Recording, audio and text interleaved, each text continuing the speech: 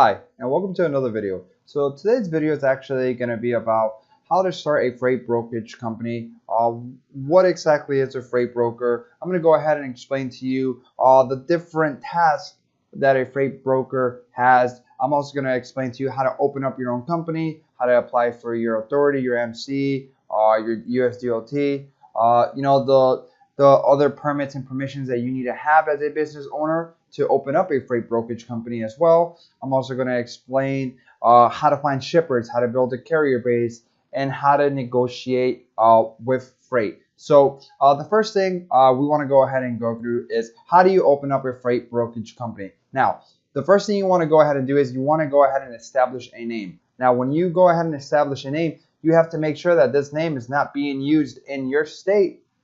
Because if this business name is being used in your state and you go and start investing time and money, you start investing into this, and then someone else has the same business name, you're pretty much forced to change your business name. So you have to pay in all the time and money that you have invested into this freight brokerage company, goes down the drain because you didn't do it in the right process. So you want to come up with a business name. You want to make sure to your state and make sure that you're when you register your company that you're able to use this business name and no one else has it, so it's valid.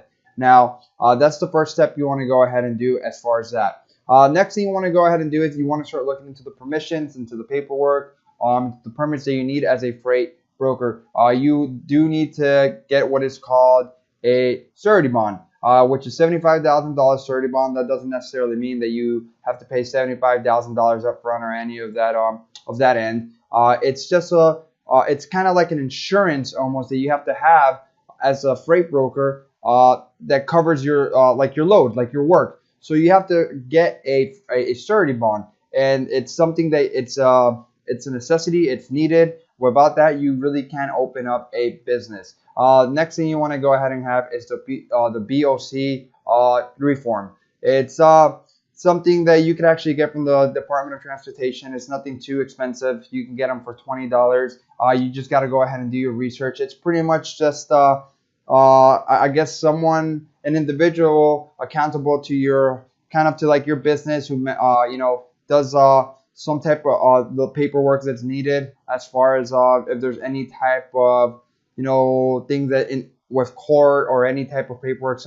Pretty much someone who they will reach out to, that will reach out to you. It's pretty much just an individual that kind of just falls into place with what the paper, if someone needs something from you, if it's going through the court or anything lawful like that. And it's something that you must have as a freight brokerage company. You need to have a BOC3 form on file with your company.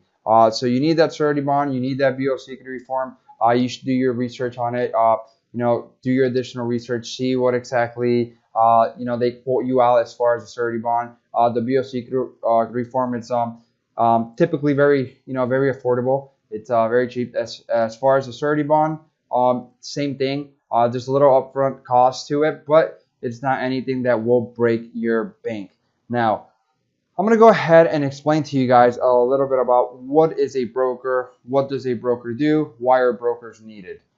And why are these businesses still needed up onto this day and for our near future? So a broker, if you're not familiar with what it is, if this is something new to you, a broker is a individual, right, or a company in between a carrier, right, a truck company or owner operator, and a dispatcher. So the broker's job duties is to find freight for carriers to haul, for dispatchers to call them to book with them. So I'll give you an example. A freight broker needs to have a business relationship with manufacturers, with shippers, anyone who has freight that needs to be moved, whether it's things that we consume, material-wise things, construction, etc. You need to have shippers that are sending you freight.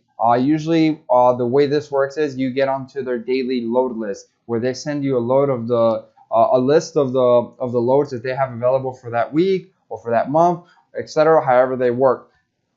Now, to be a freight brokerage company, you need to have manufacturers and shippers lined up, because if you don't have any freight, then you can't put any freight on the load board for dispatchers to call you for that freight to be moved by those carriers. So it's important that you build your clientele base. You have to market yourself very well as far as getting clientele base. You're gonna do some cold calling. You're gonna do online marketing. You're gonna do Google marketing. You're gonna do all type of marketings, and you need to market your business just like any other business. If there's no marketing in between it, it's not necessarily mean it's impossible or it won't work, but you need to do some type of marketing to generate interest from other individuals that are gonna contact you for your service. Because at the end of the day, you are a service. Like I said, you are a middle individual or business owner that is providing freight for these carriers and for these dispatchers to call you to book. So it's very important that you understand that you need to have a very well built up relationship with manufacturers and shippers and anyone, warehouses, anyone who basically can give you freight for you to move to get onto the load board, because that is how you are going to make what is called your income. Now, I'm going to go ahead and just kind of show you something basic and show you how exactly you will find shippers. Very easy, very, and this is a way that you can do this here. We're going to go ahead and just go onto Google, and we're going to look up lumber shippers, and there we go. We'll use that. North Carolina. Okay, so very simple, very easy. This is for you individuals who want to do your cold calling. Let's say you're marketing and you're doing your own marketing through online and stuff, but you're also interested in doing what's cold calling. Cold calling is still effective. It still works. And you have to remember one thing. You don't necessarily need everyone to say yes to you. You need a couple individual manufacturers and shippers to say yes to you, because it'll be, like I said, impossible to make 50 calls and everyone's going to say yes to you. I mean, it'll have to be something magical for that to happen. But you need to understand that you don't need all 50 people to say yes to you. You need one or two. Doesn't matter. You just need someone to say yes to you. So I'm going to go ahead and show you here.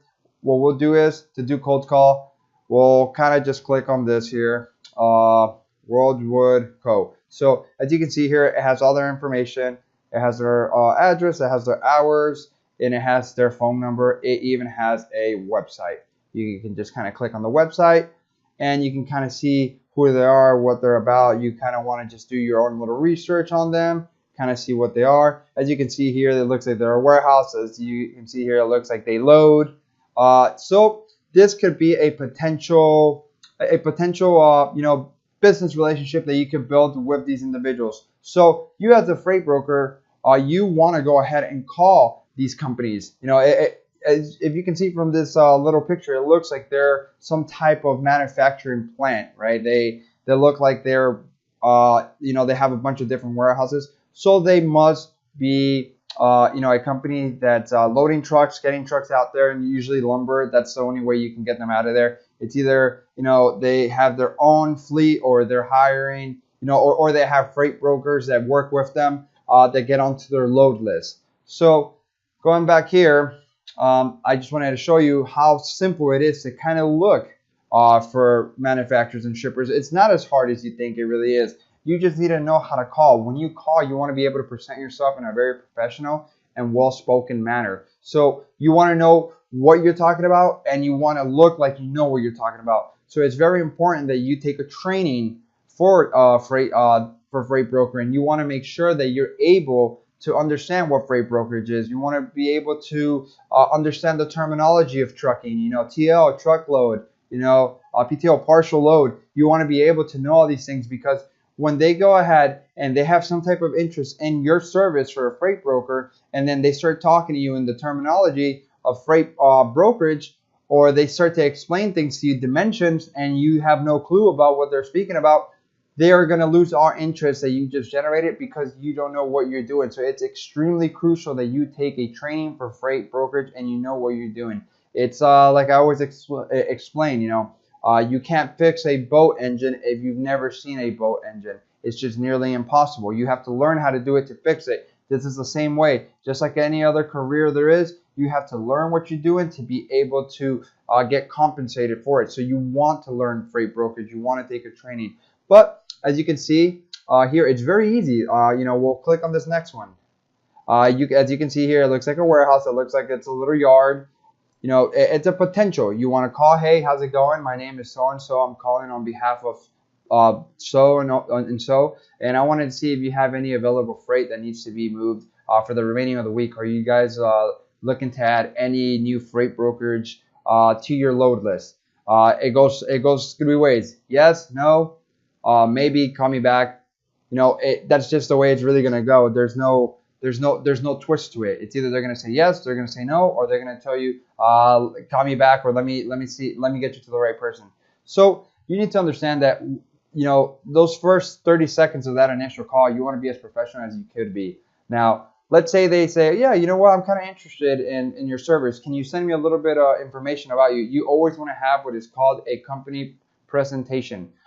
Very easy. You do it over the email. You want to give as much information as you can about your business, and if you could, have a website. Sooner or later, you want to go ahead and invest into a website, because one is one way of marketing, and two, it's just being professional. Most companies out there, have websites. As you can see, I can click on probably most of these things, and all these companies have websites, because it's just a professional way to work. It's a professional outlook. It's a way, a lot of people appreciate websites because you kind of get to learn a little bit more about the business, and it's a way to market your business. On there, you have a lot of valuable information, pretty much explaining what you do, what your business does for them, how it's going to generate them more income, how is it going to help them, what's different between you and other freight brokerage systems out there. It's just a way of marketing, and at the same way, being professional. So it's very important that you know how to present your company when that time is needed, because you could lose a potential business relationship with a manufacturer or shipper because you didn't know how to present your business correctly. You were well spoken, you did everything right, but then when they ask you who you are, what you do, and why would you benefit me, and you don't know how to present your business, then you will lose a potential business relationship. So it's very important for you individuals and business owners to know what exactly you're doing, so that way you know how to proceed with the next step of having a business relationship close out. You want to be able to close. Like I said, you don't want to just know what freight brokerage is. You need to know how to do it. So you want to get through the whole process, because anyone can contact and make the call. But the next thing is you're providing a service, and you want to make sure to close out that phone call with getting added to their load list. So it's important for us business owners for freight brokerage to know what we're doing and to know how to close out what is called a business relationship, partnership, etc. Now, the next thing I want to get into is you want to be able to build a carrier base. And I'm going to explain this to you. There's a lot of, freight brokers and freight brokers individuals and business owners that get so caught up in figuring out how just finding shippers, finding manufacturers. And yes, it is a big necessity. You need shippers, you need manufacturers, because that's how you provide compensation for your work, correct? But you also need to, spend some time finding carriers, because on the load board where you will be posting your loads for dispatchers and carriers to see, that doesn't necessarily mean that it's going to make your job, 100 times easier. No.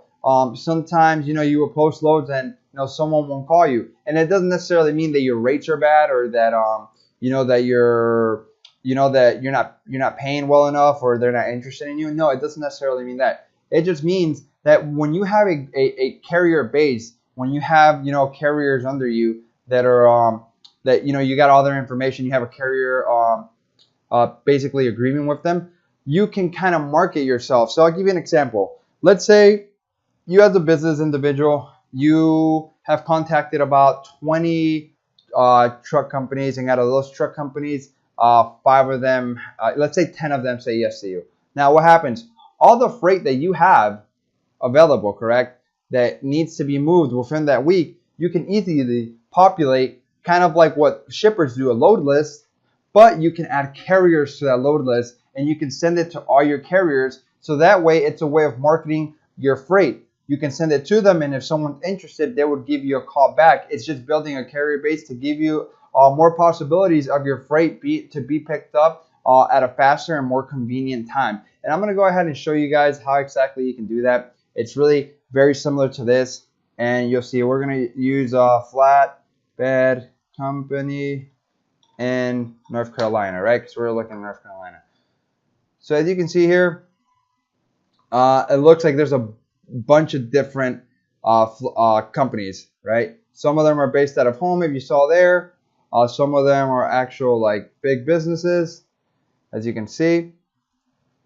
Now, the reason why you want to go ahead and have a carrier base, like I said, is because it's a way of almost marketing yourself as well. When you have freight, you can add all these carriers to a load list, send it to them daily, and explain to them that these are the loads that you have, and also put them on the load board so dispatchers and carriers can call you as well. But having a carrier base is crucial to me. It's very important, and it definitely sometimes makes your job duties a lot easier, because you're able to send these loads to, let's say you have 100 carriers under you, that you have established with you. You can send all these loads to 100 carriers. Maybe out of those 100 carriers, maybe 2 or 3 would take, three loads out of the 10, 15 loads that you have available at the moment. So it's just kind of marketing, It all falls down to marketing yourself as a business, marketing your freight, getting your freight picked up. Now, the reason for that is because for you as a freight broker to get paid, you need your freight to be picked up. If you have freight, let's say you have 100 loads, but one load gets picked up, you're only going to be compensated for one load. Now, we don't want that, do we? We want all our loads to be picked up, or a big potential of our loads to be picked up. So we need to get on our load boards, post on our load boards as much as we can to get these carriers and these dispatchers to contact us for these loads. And it wouldn't hurt to do exactly what I'm explaining, to build a carrier base and have an email where you can send all your load details to all these carriers in one single email, and hoping that these carriers will contact you with interest in some of your loads. Like I said, it's just a way of marketing your business, and it's very important to market your business. It's very important to get your business out there, because if you don't market yourself, you won't really generate what is called income, compensation, etc. You need to market your business, because that is exactly how you grow as a business individual. It's something that is very well needed in any type of business, and in the transportation business, it's very useful. You can use social media, you can use Google, you can use job sites, you can use so many things, so many ways to basically, advertise what your business does. For 80 to 90% of population already, we're always on the internet, we're always on our phones. I'm not necessarily saying that print marketing is bad. It's just not as efficient and effective as it was 5 to 10 years ago, because now everyone does everything online. I'll give you an example. When you're driving down the highway and you're going about 70 to 75 miles per hour, and you see a billboard, do you get time to look at the billboard, get the number, take a picture of it? No, you don't. And you can't just stop in the middle of traffic. So that's just an example. I'm not saying that it's necessarily everyone's going to drive by it and not see it. Some people do see it. But online marketing, and marketing in this format, you have, you're able to just kind of look through this and be able to, you're not going to just go by. You have time to kind of look at all this, get all their information, go on their website. It's just a way of marketing yourself, and it's very important for you to go ahead and do that.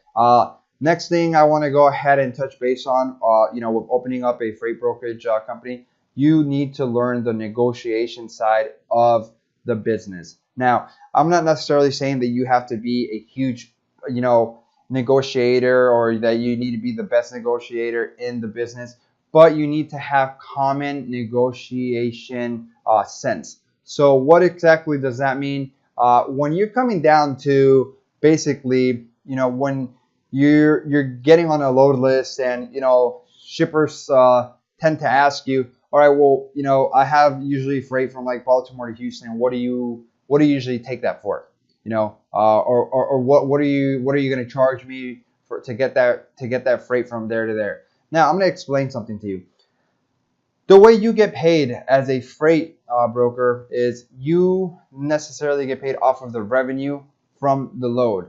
Now, you need to make sure that the shipper is content, right? You need to make sure that the shipper isn't going to overpay. You need to make sure that you're able to generate income from the revenue, and you need to make sure that the truck driver is happy with what they're getting for the rate as well. So your job is kind of almost to keep everyone at ease and happy, and you're kind of in control of what you're going to make off of their revenue. So I'm going to give you an example. Let's say that this load from Baltimore to Houston, Texas, right? The shipper asks you, let's say it's about like 1,300 miles or something like that, right? Just an example. It could be more, it could be less. Now, what we're gonna do is we need to figure out what's a great price to get this freight moved. It's 1,300 miles, they said. The rate per mile, you need to figure out. All right, so you need to make sure to make an income for yourself. You need to make sure to keep the truck company at ease and say, okay, I can pay that. And everyone just has to be kind of at a mutual agreement. So let's say 1,300. Let's say 3,900, right? So 3,900. Let's say you're going to go ahead and pay the carrier. You're going to get this load out there for 3,500, right? Now, there's a $400 remaining, right? So what's 3,500 divided by 1,300? It's $269 a mile. That's actually a very well paid load. It's actually a load that a lot of truck drivers will take. Now, since this is high paid, usually most drivers, anything from $2 and up, it's good to them. So you can kind of bring this down. Now, the reason why you need to understand the negotiation part of this is because the more you add, the less you make as an individual. So the less you're going to make as an individual freight broker or as an individual business owner. So I'm going to explain that to you. So let's say, it was 3,900 minus 3,500. There was a $400 remaining. If you're a business owner, this is what's going to come back to you off of the revenue, because that's what you're going to make from this load, because you were able to get the shipper to give you $3,900. You were able to give this freight to the driver for this amount of money, and the rate was a very well paid rate, and you're making your compensation as well. Now, if you're an individual freight broker and you work for a brokerage system, you work off a percentage off the revenue. So let's say, for example, this business owner tells you get 30% or 35% from the remaining balance. So we'll do times 0.35, right? You would get $140 for the movement of that freight. So as I explained, you're kind of in control of what you make. So let's say instead of in the 3,900, you give it for 3,300, right?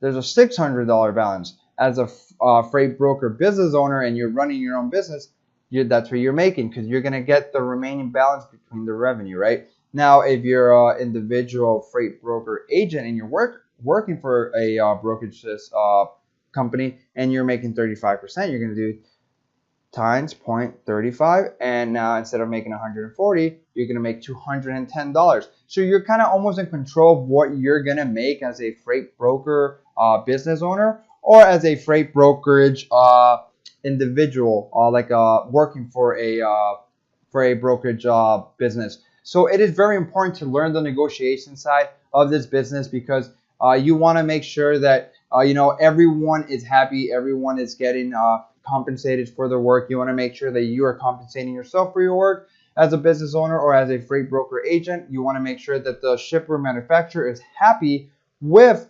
what you are charging them as a freight broker agent or company to haul that freight for them. That's just keeping a business relationship compliant, and everyone's happy.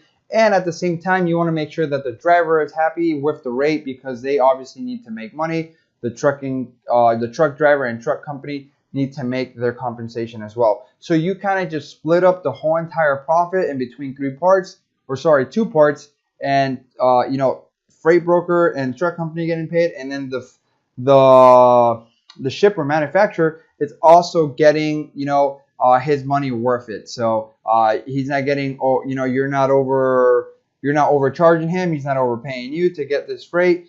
He's giving you enough room for you to make a good income compensation from it as well. So that is very, very, very important as well. It is very important to know how to negotiate. It's extremely important to to kind of do this at a very timely manner. Sometimes shippers and manufacturers, they ask you on the spot, like, hey, what do you want to charge for this? So you want to have some type of knowledge in the negotiation side, because sometimes they'll catch you off guard, and they just want to have an idea of what you would charge them from here to there. That's when you go ahead and take out this calculator and you start to kind of run numbers through here, and you get your percentages, you do all that, you see the revenue. You will know how exactly you're going to see what's going to benefit you, what's going to benefit everyone, and you'll see that your negotiation skills will get you compensated to what you want. And that's important, because when you work off of a revenue, when you work off of a commission, that's the cool thing about this industry, is that you're almost in control of what you make if you're working off the commission, the revenue,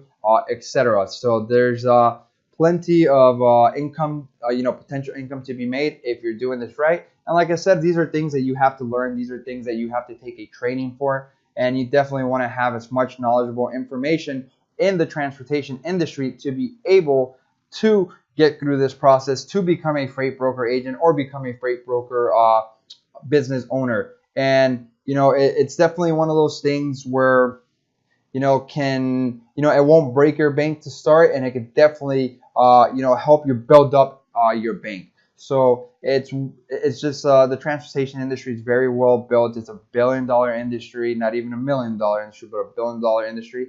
And it will be around, and it will stick around. If you sit there for 5 to 10 minutes and understand what transportation is, you'll understand that we humans kind of live off of transportation. Without transportation, we don't have the things that we have in our households. We don't have or material-wise things. We don't have anything.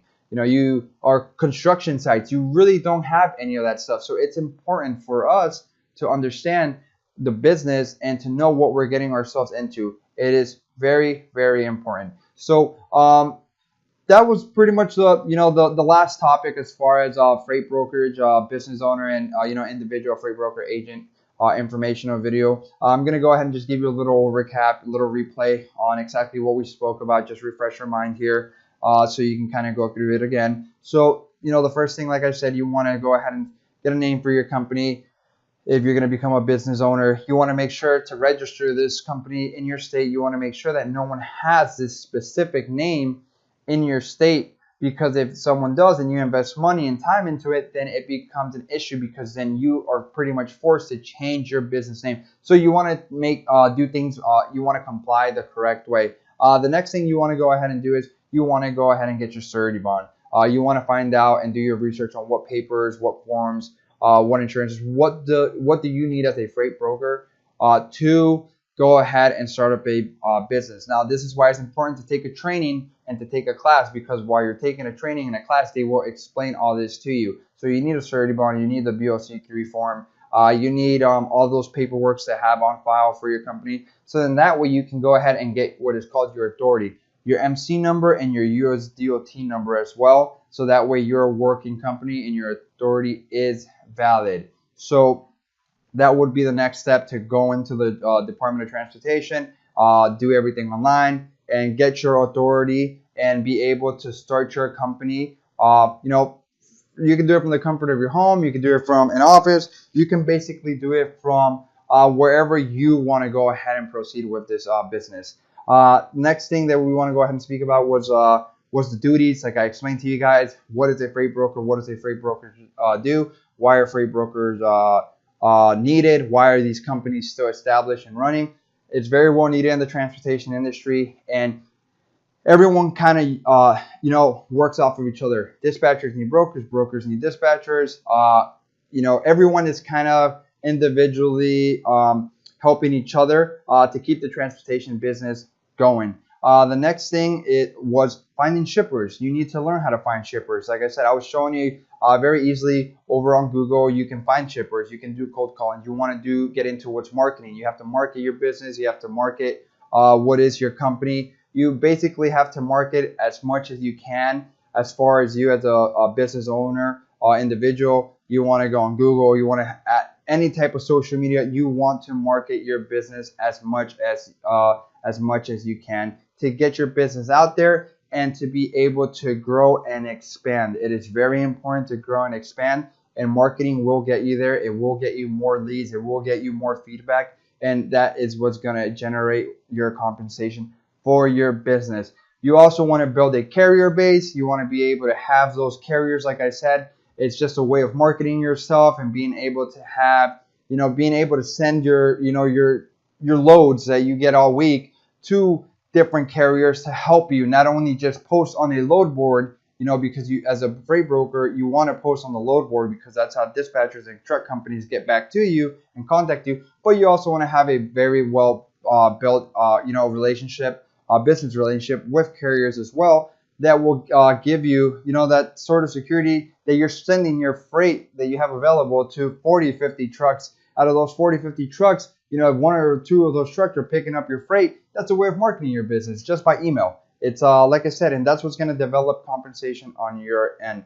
And then the negotiation side of the business, very important that you learn that, because if you don't know how to negotiate, if you don't understand what negotiation is, and if you don't negotiate the right way, you will lose out on money. You will lose out on the compensation, and you won't know what you're doing. That's why it's crucial and important to take a training class and learn negotiation. It really necessarily isn't anything out of this world, but it's something that you want to learn, because as I explained, you can't go fix a boat engine if you've never even seen a boat engine in your life. It's just something that's impossible.